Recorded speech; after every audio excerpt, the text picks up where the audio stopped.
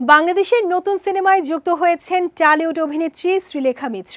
নতুন বছরের শুরুতেই শুটিংয়ে অংশ নিতে তিনি আসছেন বাংলাদেশে।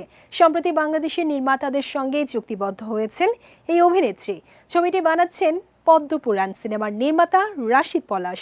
সিনেমাটি প্রসঙ্গে নির্মাতা রাশিদ পলাশ দেশের একটি সংবাদ মাধ্যমকে বলেন, তরি নামে একটি প্রকল্প চলমান, সেটারই শুটিং শুরু হবে ২০২৫ সালের ফেব্রুয়ারি মাসে।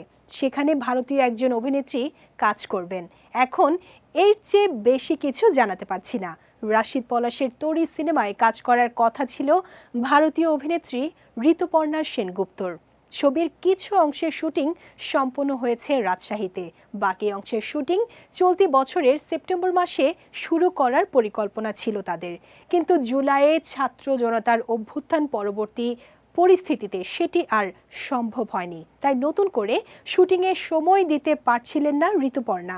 জানা গেছে এই কারণে ঋতুপর্ণাকে বাদ দিয়ে ছবিতে যুক্ত করা হয়েছে শ্রীলেখা মিত্রকে। সিনেমা সংশ্লিষ্ট একাধিক সূত্র দেশের একটি সংবাদ মাধ্যমকে বিষয়টি নিশ্চিত করেছে। আহাদুর রহমানের গল্পে তরি সিনেমার চিত্রনাট্য ও সংলাপ লিখেছেন গোলাম রাব্বানী। শ্রীলেখার সঙ্গে ছবিটিতে থাকছেন মনোয়ার হোসেন ডিপজল, জিনাত শানু স্বাগতা, নাসির উদ্দিন খান, সুমন আনোয়ার, শম্পা রেজা সহ অনেকে। শুটিং ডাবিং শেষ করে ২০২৫ সালে ছবিটি মুক্তি দেওয়ার পরিকল্পনা রয়েছে নির্মাতার।